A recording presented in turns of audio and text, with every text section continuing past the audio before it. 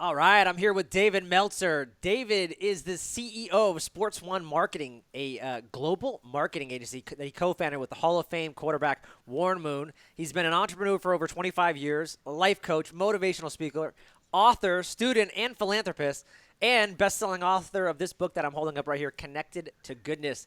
David, welcome to the show, man.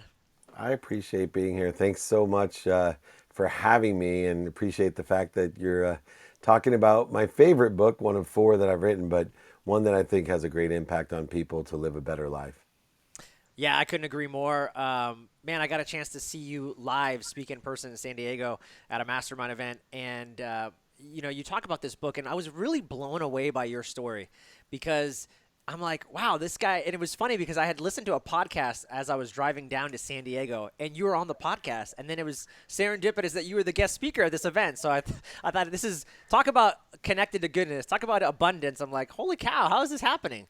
And I thought, man, I love what this guy is talking about because I'm really big into frequency, vibration, and abundance. And this book talks about it all. But your story about, I was just wondering if you could kind of talk about, you made $100 million, lost it all, and then you talk about regaining it. But the difference the second time around is you really talk about regaining it from this place of like purpose.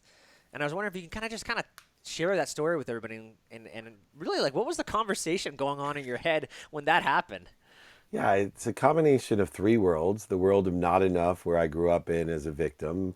My mom, single mom, raised six kids, five boys and one girl, packed our dinner in a paper bag, worked two jobs as a second grade teacher, and filled up turnstiles at convenience stores with greeting cards just so we could eat. So in that world, it was very scarce, and I was hyper competitive to make a lot of money to buy my mom a house and a car. And 9 months out of law school, I became a millionaire.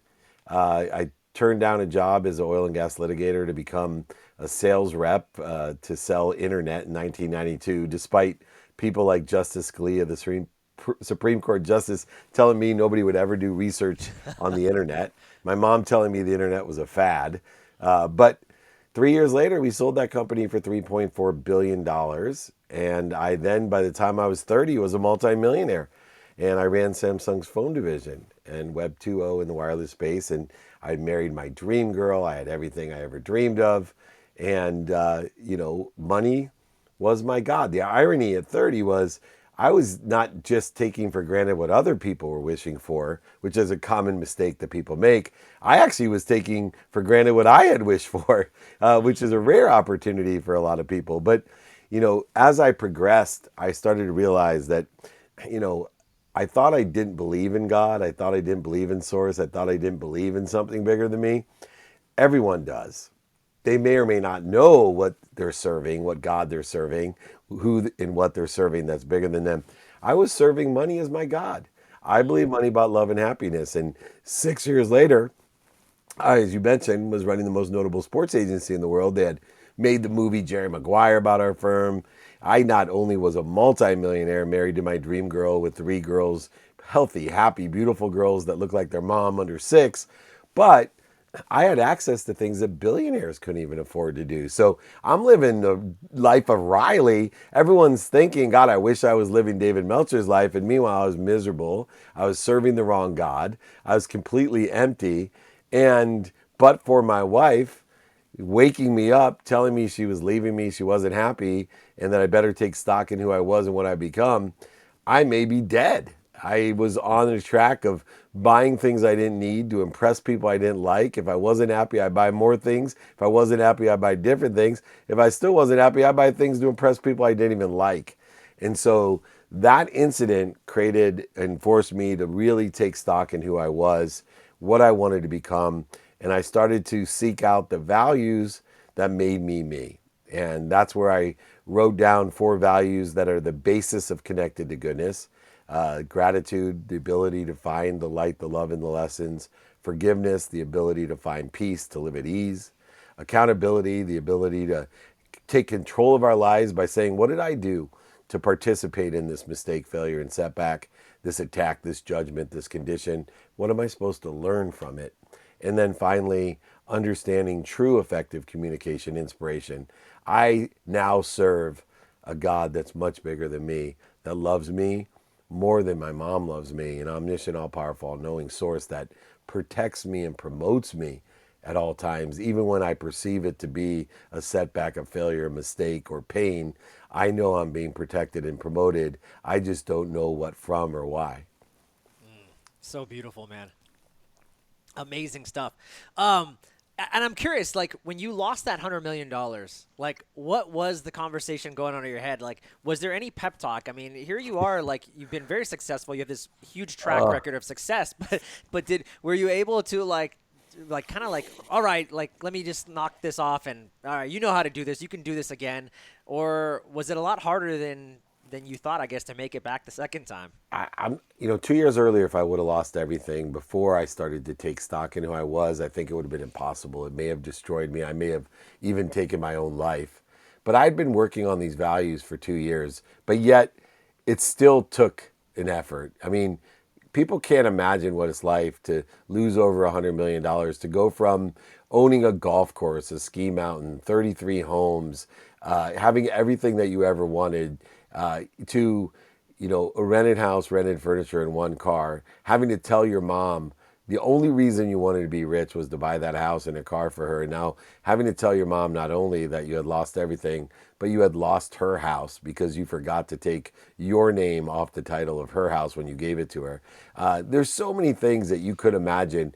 And so I do remember, a few mantras of mine. And one was, if I can get up, if I can look up, I can get up. And I will tell you, the universe provided me the right thing at the right time. My wife will tell you, I spent one day in depression when we filed bankruptcy.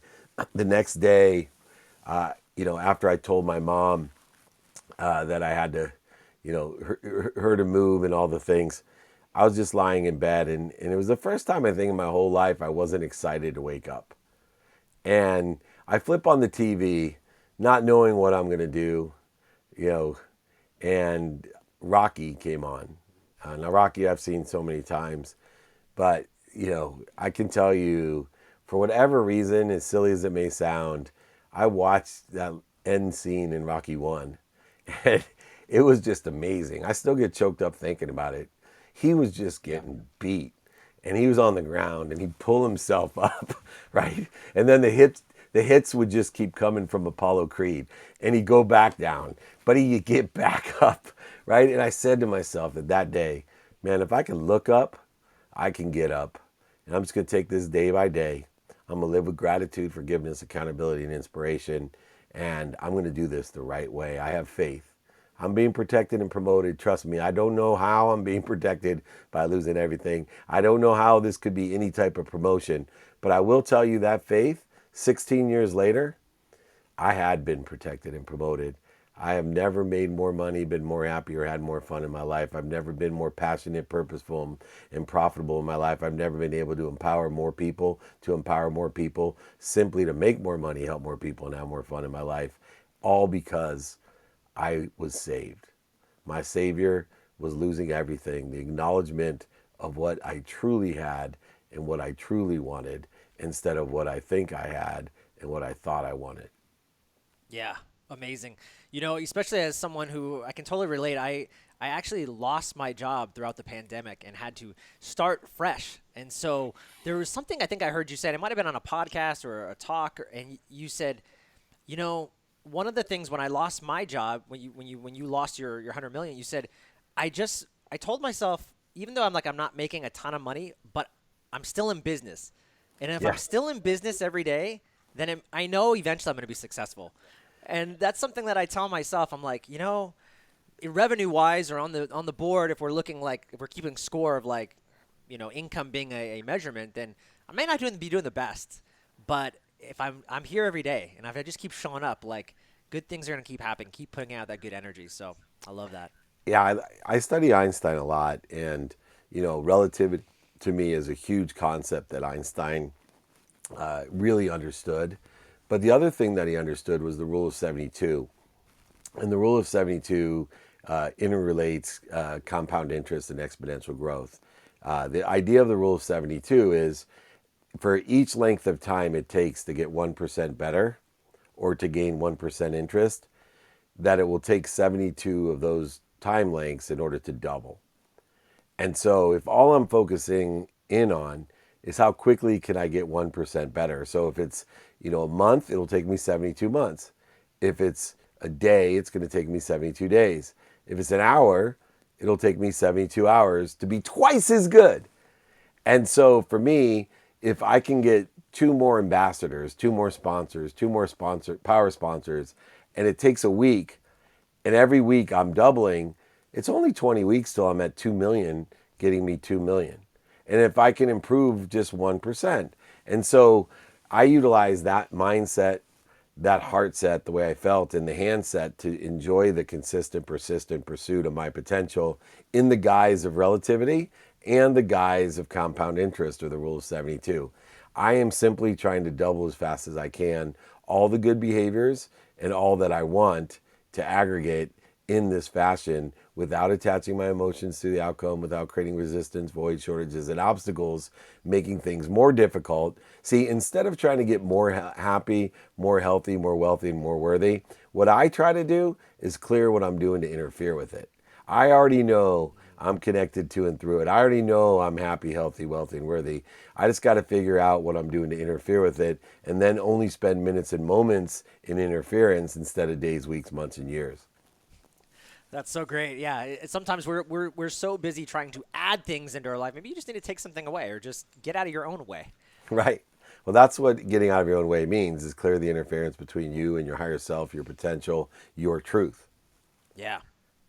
Okay, you're talking about some really cool stuff. I mean, if anybody's listening to you right now, they can tell you're on a different wavelength, different vibration. When we talk about this book, the idea of manifesting, what would you tell people that if they're just starting off, or like what's something they can start to do right now if they want to start manifesting, goodness in their life, but they don't really know how. They don't know the necessary steps. What are Yeah, some so things? a lot of people are afraid of the word manifesting. I was when I first heard it. So, first of all, manifesting is materializing. Manifesting is getting what you want.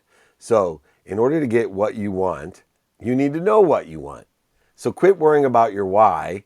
Start worrying about what you want every day in a trajectory of unrealistic or outrageous long term objectives. But today is realistically, what do I want personally today, experientially today, giving wise today, and receiving wise today? The minute you know what you want, you go from the realm that most people live in, nothingness, like tubes, food in, food out, procrastinating, feeling overwhelmed, to a new world by knowing what you want of possibility, a mathematical advantage over nothingness, over being a tube. And once you know your possibility of what you want, now we can advance it quite quickly into probability by being inspired, in spirit, connected to and through. So, how do we do that? All we need to do is ask ourselves the second question: who can I help with what I want? And who can help me with what I want? When you ask the who question, you go from a possibility of what to a probability of what. And then the third step, to take that probability of what and make it your perspective, make it your reality, materialize that what. We need to effectuate discipline, strategy, and awareness of how we're going to get it done by looking at through a lens of productivity, of how productive we are, accessibility, how are we accessible or connected to everything, and how are we accessing or receiving, and gratitude, all reconciled with time today. We only have 24 hours today.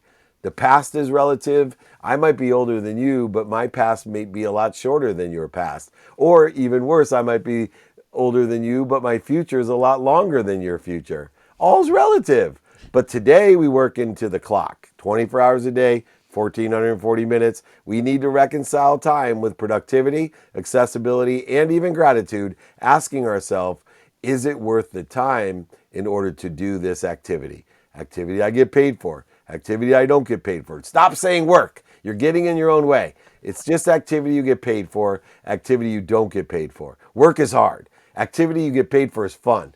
So make sure you make this distinction. Activity you have planned, activity you don't have planned in your sleep. And if you know your what, your who, and your how, If you go from possibility to probability to perspective, now it's just a matter of prioritization. The antidote to procrastination and overwhelmness, the antidote to nothingness, the antidote to being a tube. Now you can prioritize because you know what's important to you. You know what's important to you. And if you know what's important to you, not to what's important to other people, not what's missing, not what you don't have, not what creates resistance, but if you know what's important to you, you then, instead of searching for a why, you now can apply your why, knowing you're happy, healthy, wealthy, and worthy, knowing you will apply your why to figure out what you're doing to interfere with your potential, interfere with your better self, and things will materialize faster. Know your what, your who, your how, and your now. Apply your why. Take your possibilities with what, your probabilities with who, and make them a reality with the how and now in applying your why.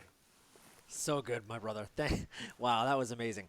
Um, I know we're running up on pretty close to the end of the time. I wanted to just ask you a couple of lightning round questions, and then Good. we'll wrap it up if that's okay. I love that. Thank you. Awesome. I'm curious.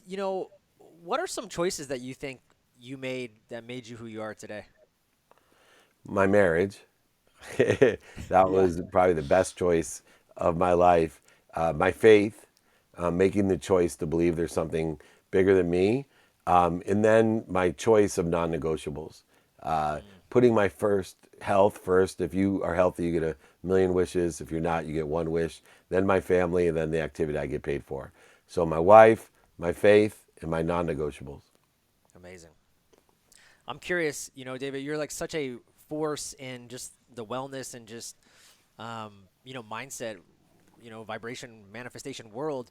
Like, who inspires you?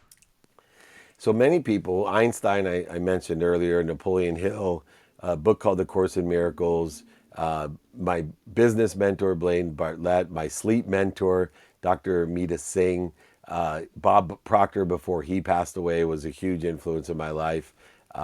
Many people like Deepak Chopra, Sadhguru, Michael A. Singer from Untethered Soul and Surrender Experiment, a lot of great authors, Jordan Peterson.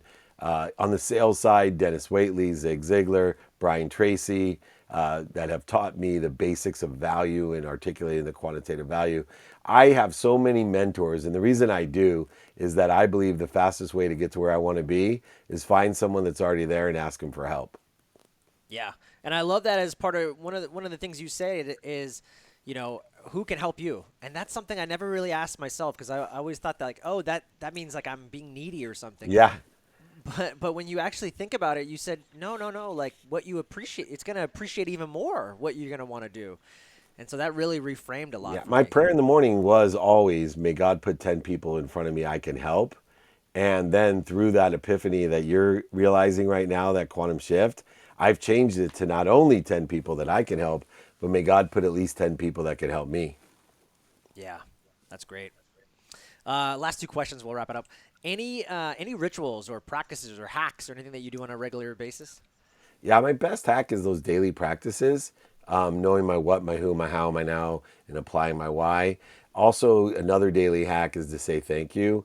It takes zero Mm, point 0.1 seconds and it's free. I say thank you every day before I go to bed, like a 3 year old, and I say thank you every morning when I wake up. And that has the greatest impact in the shortest amount of time.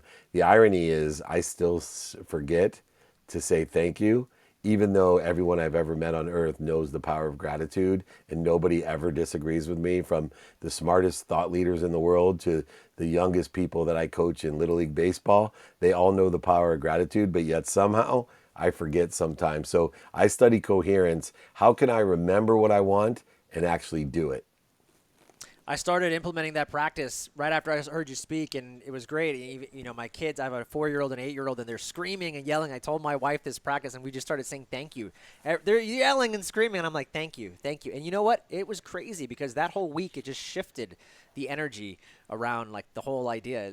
It was so much less stressful, you know. Absolutely.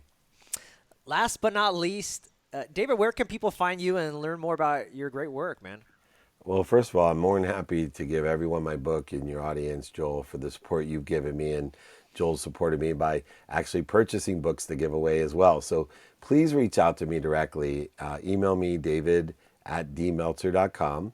David at dmeltzer.com. We have free trainings every Friday. Over 65,000 people registered over 22 years.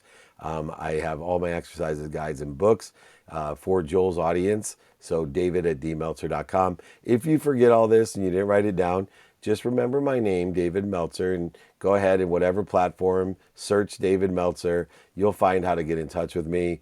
Don't be afraid to ask. Awesome. David, thanks for being on the show, brother. Appreciate you. Thank you, Joel. Be kind to your future self. Keep doing good deeds. I appreciate everyone. Thank you.